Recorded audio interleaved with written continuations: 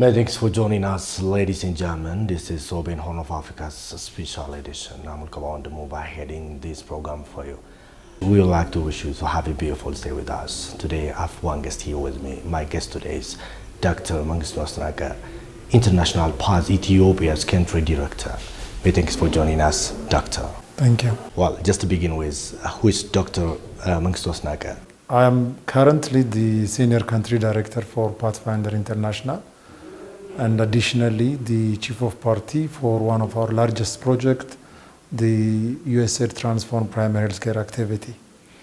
Prior, while starting in terms of the health sector field, after I graduated as a medical doctor, I worked for 2.5 years at Chiro Hospital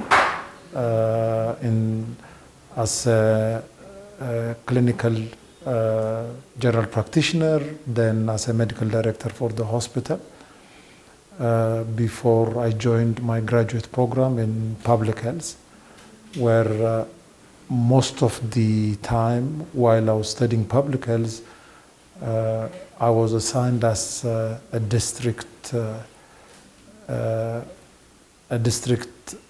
trainee district health manager in the Garamulata district at that time, where I worked for 2 years, basically as a graduate student, and at the same time also managing the health program in that area. Then I had a chance to be assigned in the then East Hararge Zonal Health Department. Currently, part of it is in the Harare region, part of it is in the Somali region. I served there as a program head, and also in my last year I served as the head of the zonal health administration. And that was when, after 3 years of service, I joined the All Africa Leprosy Rehabilitation and Training Center, ALERT, to work as a clinical medical officer in the field of leprosy and tuberculosis, where I served for some 3 years there. And I joined another USAID-supported child survival program in the southern region, based in Hawassa, where I worked in most parts of the region. And lastly, here I am as a Pathfinder, where I joined as a program officer at Pathfinder, served as a deputy country representative, and currently I'm the senior country director for Pathfinder International. It is brief my journey in terms of my professional experience. What is the primary objective of Pathfinder Ethiopia right now at the moment? Okay, probably our objective is driven from our objective at the global level as a global organization. I think Pathfinder International is a US-based organization based in the state of Massachusetts. Just to give you a little bit of link, probably before I go to what our objectives or what our works are, our link with Ethiopia started in the mid-1960s. Probably some people might not know aware of that, but in 1966, a team of, at that time the name was Pathfinder Fund, and a team from the Pathfinder Fund were discussing with some committed and motivated Ethiopians to the issue of population increase in relation to how family planning programs can be introduced. And they even went to the late Imperial to discuss about these issues, where he seems progressive. He told them, you can work, but don't talk about it.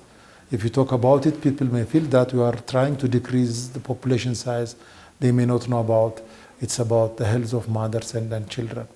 So with this, in 1966, we provided the first seed money to establish the current Family Guidance Association of Ethiopia, FGAE.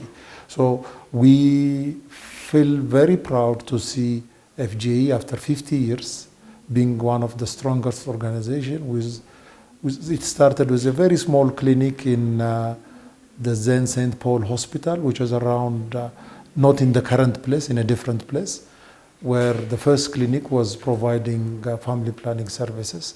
Today, FJ has over 46 clinics in the different parts of the country, which we feel that we put the seed into bringing about this one. In 1995, we established an office in Ethiopia.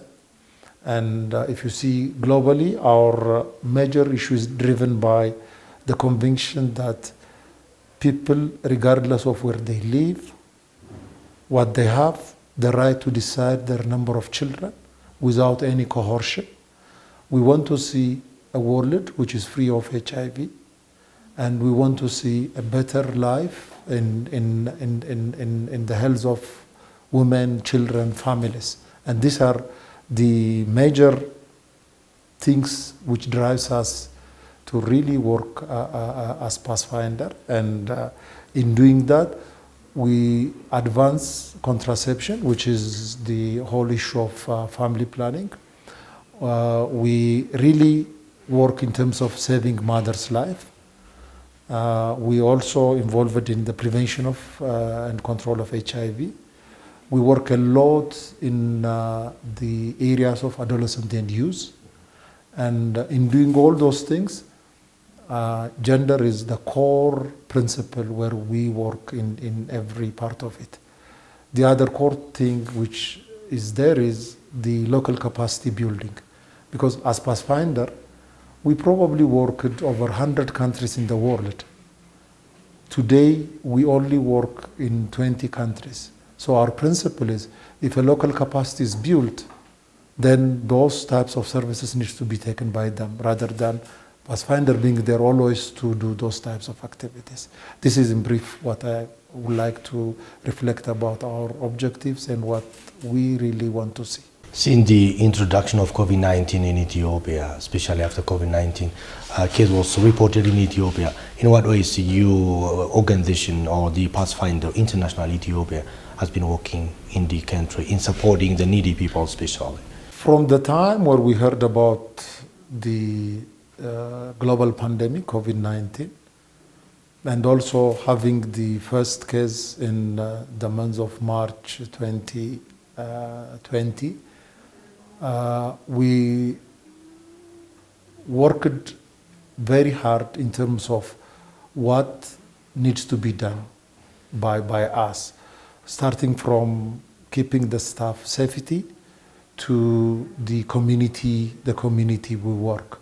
So we even started, before even getting resources, we even started by mobilizing our own staffs to contribute resources to help those who are being affected by that. Specifically, we supported the sub-city around this area in terms of helping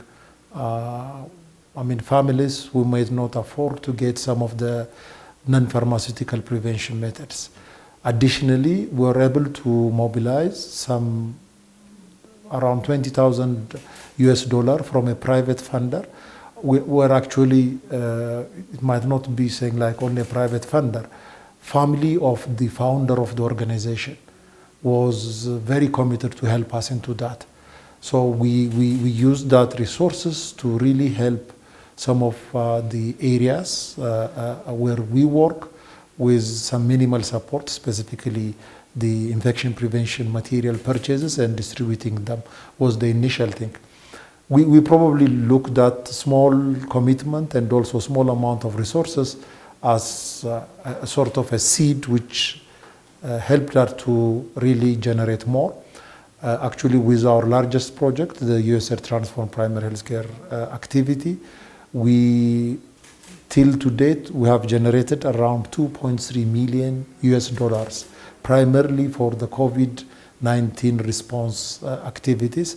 This includes helping health workers in terms of getting the right case management knowledge, because since COVID is new, most of the things were not known at the initial time. So health workers need to get that capacity really to manage and even to doing the prevention of activities. We supported some of the activities related to surveillance, I think case finding, Uh, those who are identified as positive, their contact tracing, and all those types of activities were supported. Our major support goes to revitalizing the essential health services. Specifically, during the time of COVID, everyone had a fear to go to the facilities. Everyone had a fear that they might be one of them to be infected and they might die from it. But at the same time, I think if you look at the death rates for COVID-19 in Ethiopia, it's as low as like 1.5 or 2% of the infected people. But if you consider some of the common maternal and child health services, such as like if you discontinue to provide skilled births, if you discontinue to provide family planning services, if you discontinue to provide immunization services because of the situation of COVID, we might get more and more people being affected, either sick because of vaccine preventable disease, but not only that, I mean, they can die from it. So revitalizing and ensuring the continuity of essential health service was one of the major things. So basically, we worked very closely with the public sector, with the Ministry of Health, with the different regional health bureaus, basically in continuing essential health services. In the presence of the COVID-19, how can we really give services to the people? So those are some of the things. Again, another major thing is the risk communication and community engagement, where because the disease is new, people need to get knowledge and awareness in order to do some of the behavioral changes needed. I think the prevention for COVID are very simple. Specifically, we call them the non-pharmaceutical interventions, the use of the face mask, the hand washing, physical distancing. I mean, sometimes when people say it is social distancing, I think it's very difficult to distance socially. But the physical distancing is the important thing. I think if I am sick, if someone is coming and to really help me, that's a social responsibility. But physically, someone should prevent themselves because the infection can transmit within a certain distance. So that's the most important thing of the physical distancing. So the simple things, if we do them, we can really prevent and really curtail the transmission of the infection from one to the other. So creating that awareness, yes, it might infect very few people, but we have seen a large number of, people whom we know them, people where we work with them, died because of this issue. So how can I know that I'm not the next person in being that one unless I do the right prevention and control methods? So that's an important area. Recently, we also provided support to the expansion of the vaccination program. So these are the major areas where we are working, and we also continue to do those types of things. Currently, what are the projects that are your organization, the Pathfinder International Ethiopia, is underway in the country? As I have earlier said, one of our largest projects is what we call the Transform Primary Healthcare Activity. This is a USAID funded program which is being implemented in 5 regions, Tigray, Amhara, Oromia, SNNP, and Sidama. And we are reaching around 440 waradas through this project. Basically, there are 4 important areas where we do in this one.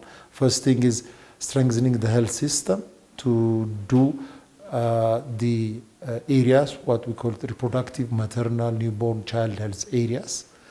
And in line with this, specifically, we try to look the improvement in the leadership, governance, and management of the health sector. We provide capacity building in that area. We also work in improving the health information system. We also do work in terms of improving the quality of health services through improving the care-seeking behaviors. One important area into that is if you protect the if you give financial protection for the community, they will easily come to the facility. So a community-based health insurance is one of the important areas where this project is supporting, specifically in increasing the enrollment to community-based health insurance and also the renewal every year to be part of that one. The second area relates to improving the quality of services, specifically by providing capacity enhancement for health service providers, program managers, and also gap filling in terms of some of the medical equipments or materials which are very important into that. The third area related to increasing demand for services. As you know, relatively, access to services is very high.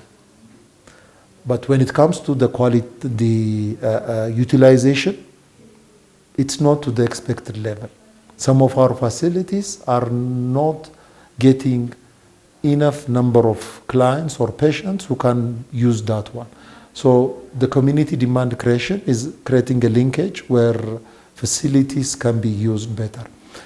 The fourth part, in doing all these things, we really work towards documenting our activities, sharing to others. So the program learning is a very important part of it. So this is the largest program.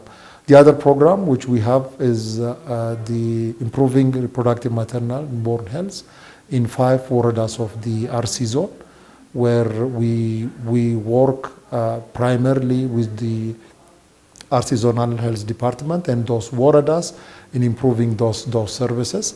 And in this area, specifically, all facilities are supported with gafling medical equipments, materials, and the principle in those 5 waradas relates to improving maternal health through responding to the 3 delays. The first thing is the decision making at home.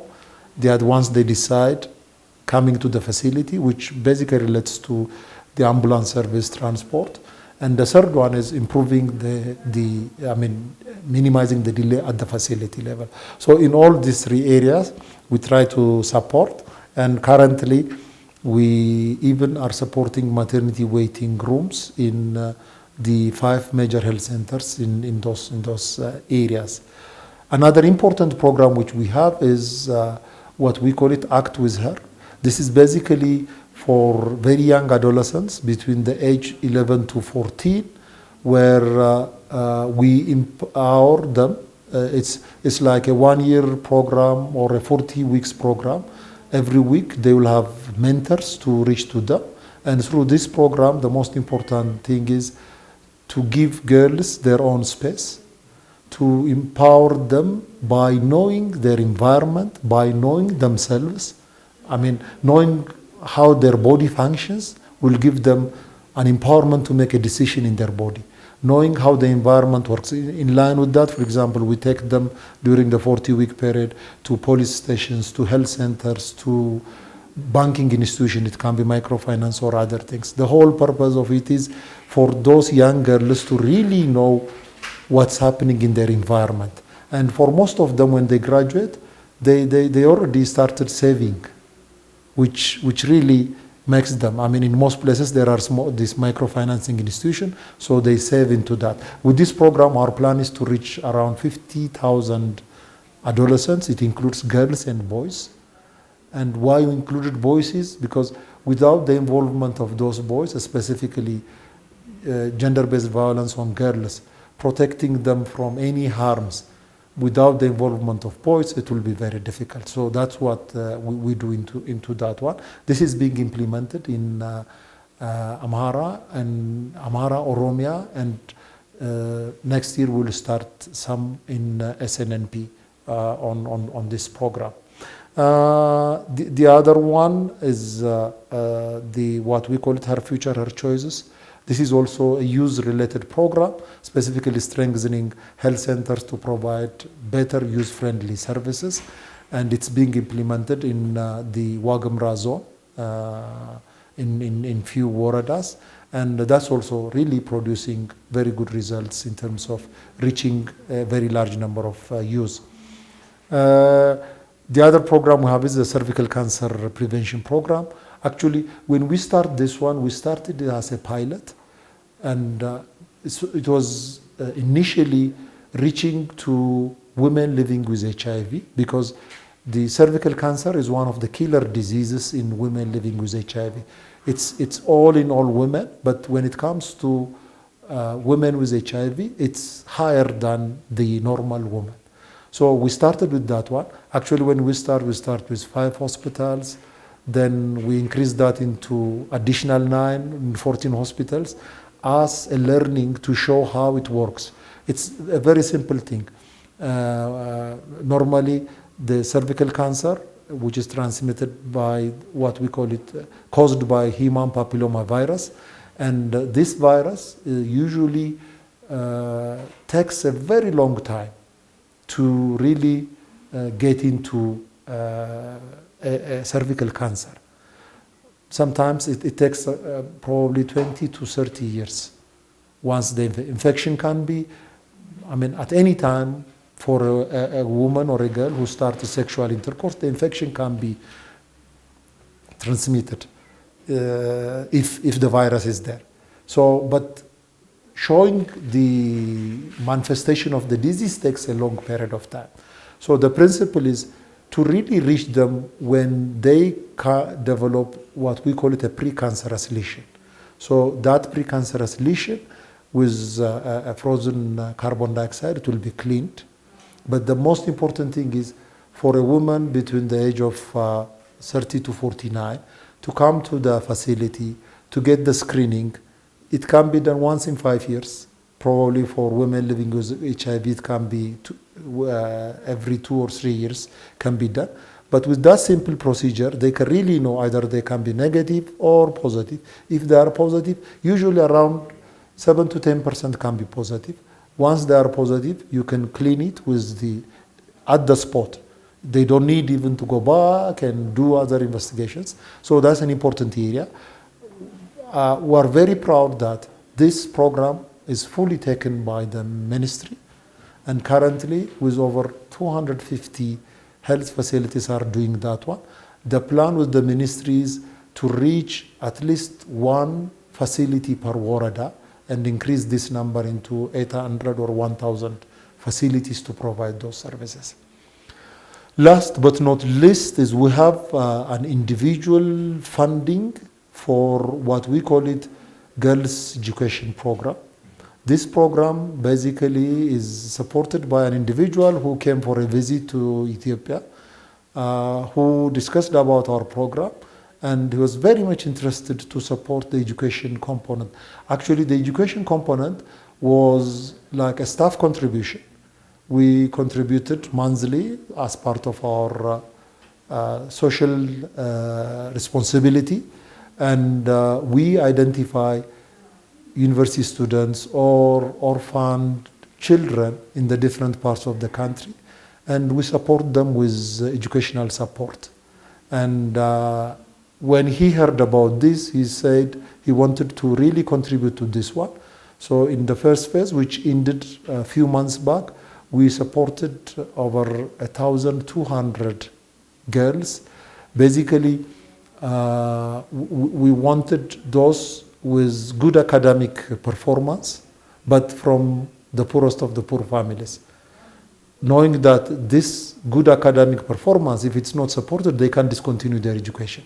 So we are supporting girls from high schools and also university ones. For the girls from high schools, they have to be good, they should be educationally better, but from the poorest of the poor family.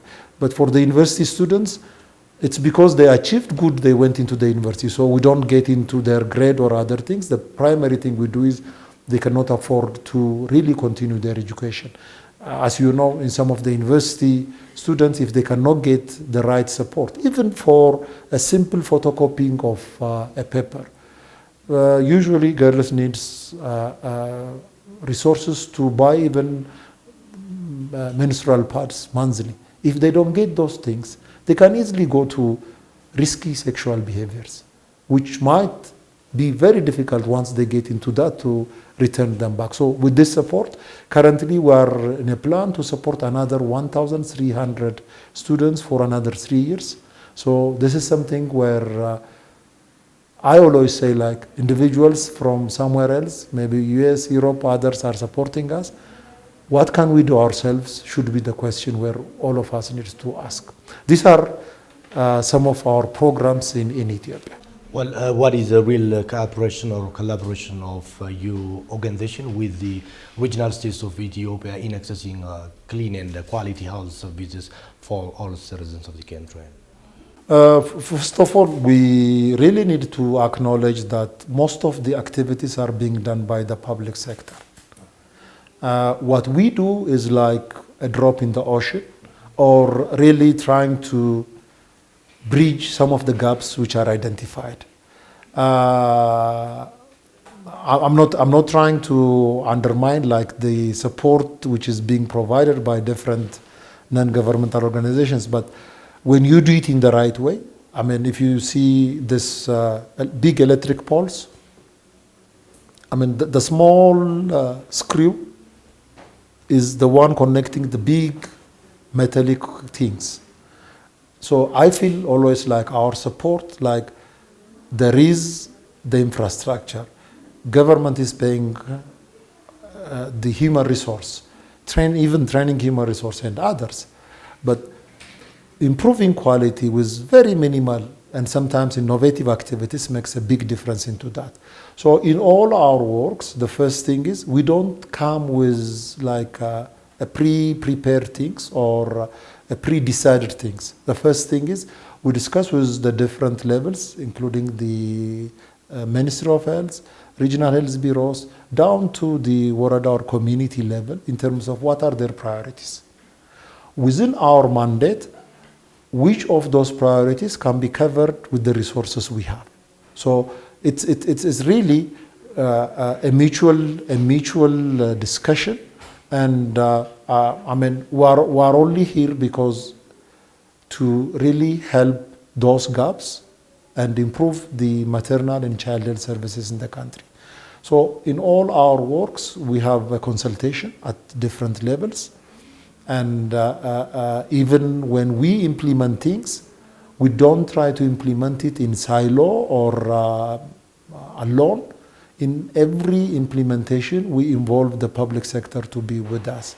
If we have any innovative things, those innovative things need to be taken. As I have already said, I mean, in the world, we work with over 100 countries. We didn't stay there forever. So any of the skills, any of the technical expertise, we share with them. And our major purpose is, if a project is closed, if an activity is closed, probably it might not be probably having all the support which was there related to additional resource from human resource, additional things from the non-governmental organization like us. But if you really transfer the skills, if you really transfer the approach, then in the absence of that, activities needs to continue, activities need to sustain. Otherwise, it's like, I mean, if I'm not there, this cannot be done, is creating dependency. So our major principle is creating independence and also creating a sustainable approach of our activities, where when we close projects needs to be taken over by the government and then continue into that. Those are the things which we do. What are the major achievements that the organization has secured here in the country, and as well as what are the main challenges that your organization has been facing here in this country? It's very difficult to say that we achieved alone here. Any of the achievements in this country are concerted efforts of the government, partners, community. Everyone has a stake into that one. Looking at the past probably 1 or 2 decades, we see a lot of change in terms of, I mean, if I give you an example, in 1995, when we started work in Ethiopia, the family planning use rate was even less than 8%, around 4 or 5%. Today that has reached to 40%. So we are very proud to see how much, with the concerted efforts of different partners, this has gone like a tenfold increase in a matter of probably 2 decades and a half, which in most places this is very difficult to see it. So that's one area which I say. If you talk about maternal mortality, during the same period, the maternal mortality was even close to 1,000 per 100,000 women giving birth. Today, that figure has went down below 400, around 320. But still, we are saying like even a single days of a woman, probably for us in the program, I mean, we add a number of figures and we can say like it's decreasing, increasing, or this much.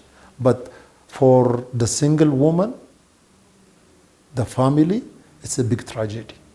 Losing a mother means, for most, it's like losing everything. I mean, all of us came from, have our own mothers, and we can really consider it. What is the feeling when I lost my mother is the very important part of it, which also gives you the motivation to work. Because, returning someone who died, probably you can count every money in the world and you cannot return back. But saving a mother with simple interventions should make you that you profited a huge amount of resources which are not countable. So that's an important area which I see it like in Ethiopia, a huge decline in maternal mortality is another area. The same thing with child mortality. It has shown a huge decline over the past 2 decades, and that's an important thing.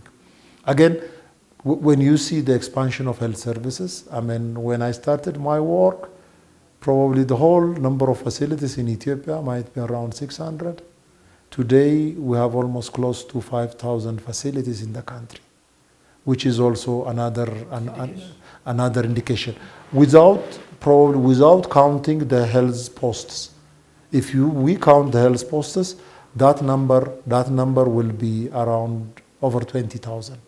So you can clearly see how much, because in my time as a practitioner, people should travel maybe 40, 100 kilometers to reach the next facility.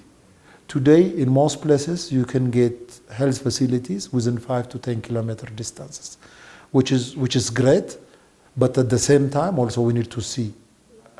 We didn't reach to probably the final lap where everyone has, because the plan is like to have healthy individuals, healthy families, which we still have a long way to go into reaching to that.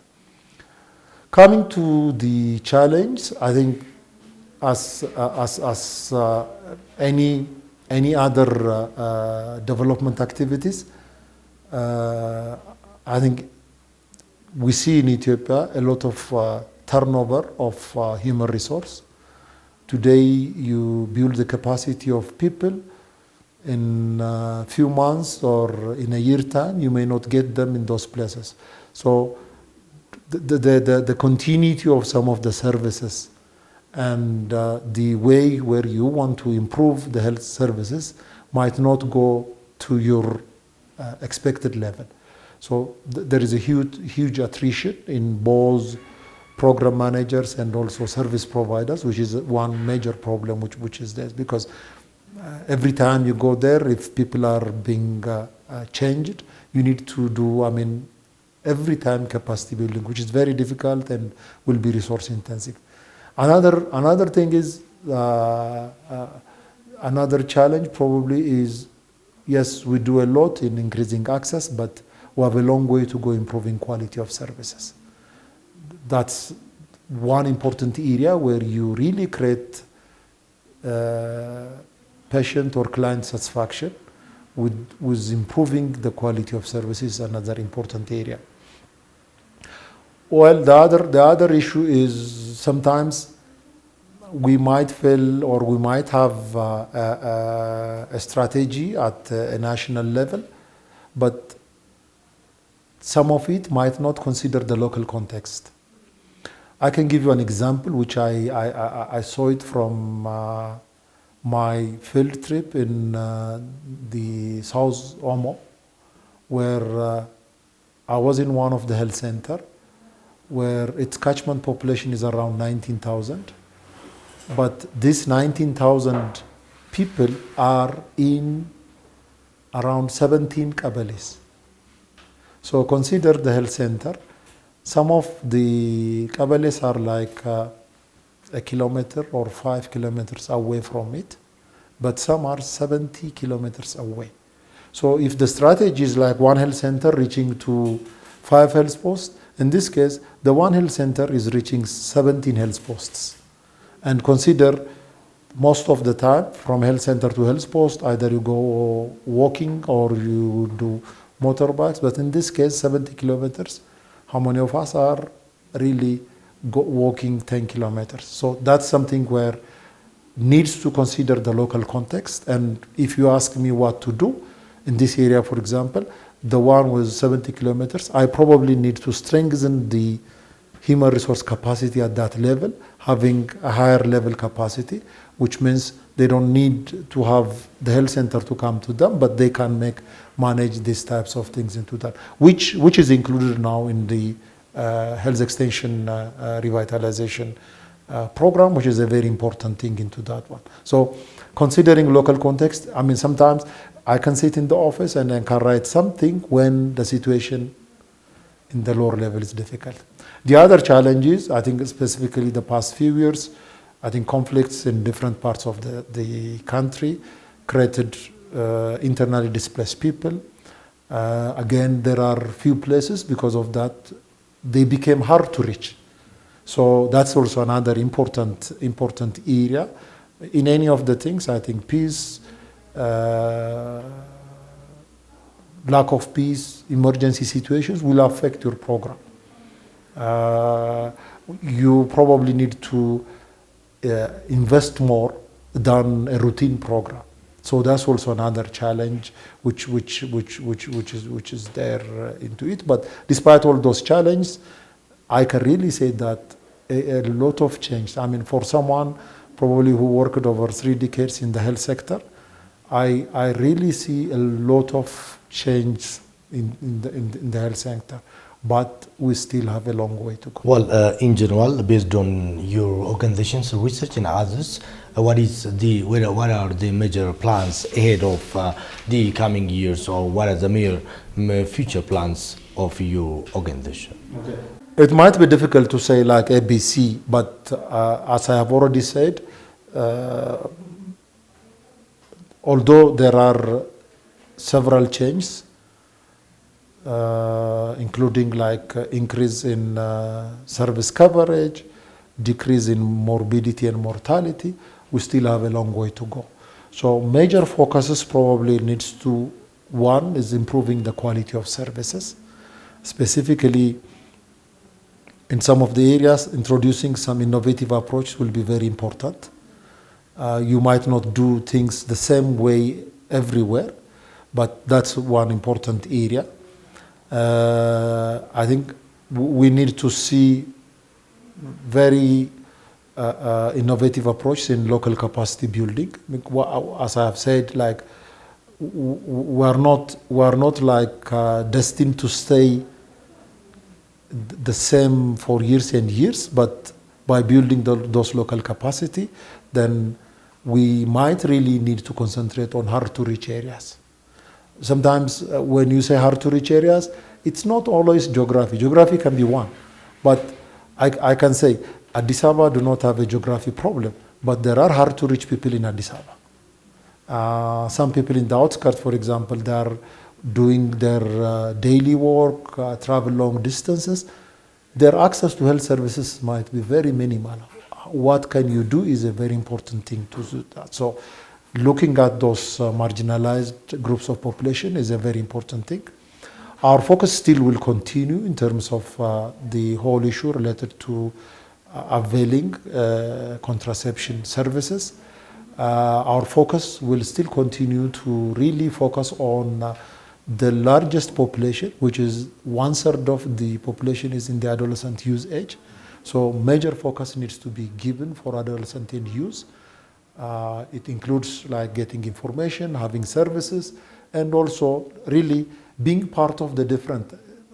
We usually say them that they are the future generation. For me, they are the current generation who build the future. It's not like they are the future generation. Unless we build on them now, I mean, for example, with our very young adolescent program, we learned a lot. It's really making a difference in their lives.